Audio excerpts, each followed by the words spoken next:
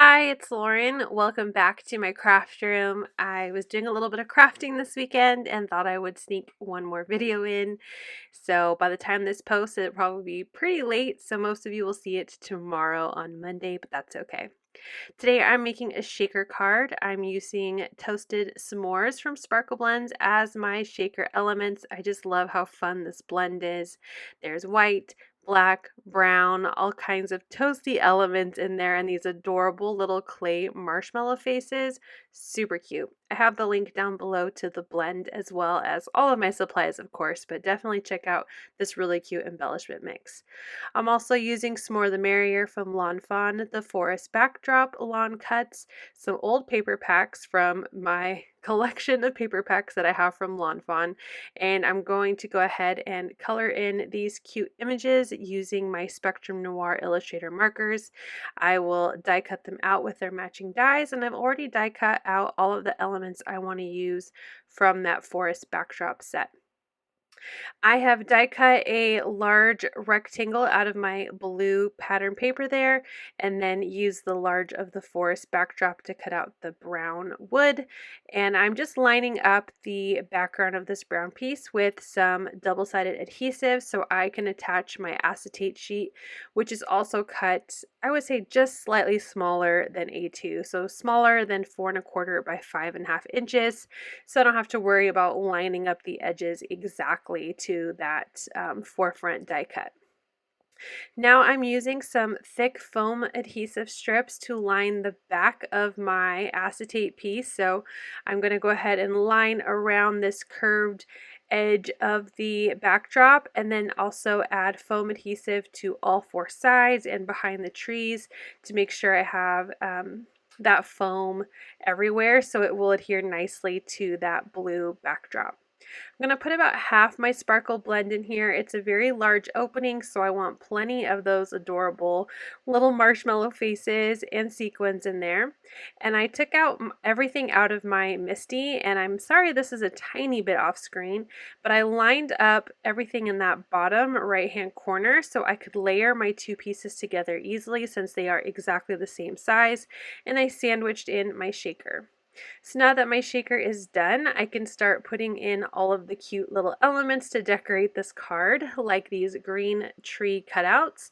I'm going to use some wet glue to adhere all my images except for what I pop up using some thin foam squares from scrapbook adhesive. Since I already have a lot of dimension on this card since it's a shaker card, I wanted to make sure I used thin foam squares to adhere things or just glue them directly down with my wet glue. So I'm layering my trees together. I have two on the right and two on the left, and I alternated between which tree would be in the front. So for the right, you can see the larger tree is in the front, and then on the left, I'm gluing that larger tree first so it will be in the back. Now I didn't think about how the bottom of these trees don't really line up very well. I think having the smaller tree in front is a little more aesthetically pleasing. So I will use some of the grass elements later on to kind of cover up the bottoms of the trees so it looks a little nicer, I guess, to my eye. I had cut and colored the owl and the fox, but there's just not enough room to create the scene I wanted to, so I'm just going to use my owl, and he is holding the little marshmallow on a stick and is going to be roasting it over the fire.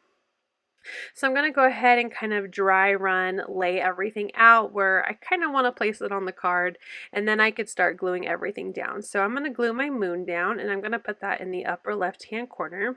I also die cut a bunch of yellow stars from some of my pattern paper and completely forgot to glue them to the blue paper before putting my shaker together, but that's okay. They look really cool, I think, kind of layering over that brown border as well as on top of the acetate to give that kind of starry sky effect still. So now I'm going to start by creating my little scene. So like I said earlier, I'm using some of these grass die cut pieces to kind of cover where the trees don't line up exactly at the bottom. And that way it looks a little more continuous, like those trees are more in the background and the grass is more in the foreground with my owl while he's roasting his little marshmallow.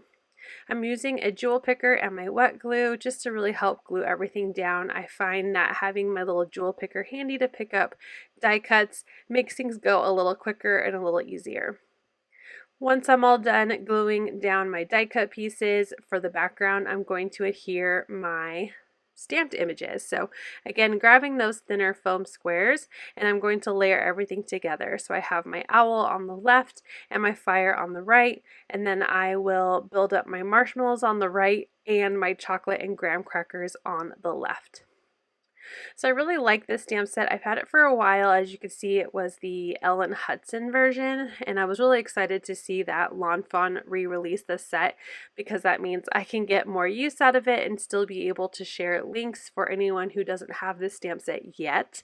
They can shop down below. Thank you again to everyone who purchases through my affiliate links. I really appreciate it. It's such a small little thing you can do to help me out, and it just means so much. I definitely like to keep my followers updated on any deals that are going on, especially with scrapbook.com. There's always coupons and there's always freebies for you to check out.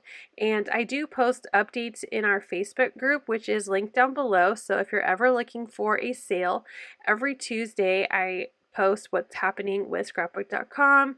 If there's any sales with Simon Says Stamp or Scrapbook Pal, I also keep you up to date on spellbinders. And then my mom is actually a Stampin' Up! Demonstrator, so I also help post some sales and things that are going on with Stampin' Up! If that is a brand that you like as well. So if you haven't joined our Make and Take Club group, make sure you find that link down below and join our group. I do my best to, like I said, to keep everyone up to date of different sales and different things going on with the shops that I am affiliated with, and it's also just a fun place to share some of your creations, as there are a few other people who are really good about sharing inspiration as well. So now that my background is all put together, let's work on a sentiment. I'm using my Pear Blossom Press Perfect cardstock, which is a black cardstock, and it really is perfect for sentiments and embossing like this. So I'm stamping with a VersaMark ink pad, and I'm going to use my Ink on 3 Arctic White embossing powder. It's a really fine detail embossing powder, and I did use an embossing tool beforehand with some baby powder in it to help with keeping the powder where I want it on my sentiment. It's like an anti-static powder. And then I used my little Swiffer cloth to pick up any excess powder, and now I'm using my paper trimmer to trim that sentiment down into a nice little rectangle perfectly around my sentiment that says everything is more fun with you. And again, because there's lots of dimension on this card, I'm just going to use my wet glue to adhere this down to the front of the acetate, kind of in between my two little trees. So I'm using my grid mat to help me center as best as possible, and that will finish up the card. But of course we need to put it on a card base, so I'm going to grab a side folding A2 card base out of some thick white Nina cardstock in Solar White, and using my wet glue to adhere this down just to give me a little bit of wiggle room to make sure it's perfectly matching that A2 card. Here is a final look at my shaker card. I hope you enjoyed this fun little quick card. I love Lawn Fawn products and how easy they are just to make a cute little scene. Again, I absolutely love this sparkle blend, so make sure you check it out down below. Thank you so much for watching. I hope you'll click like, and if you're new here, I hope you'll subscribe and come back. As always, you can find everything I use down below in the description box. Thank you and have a wonderful day. Bye!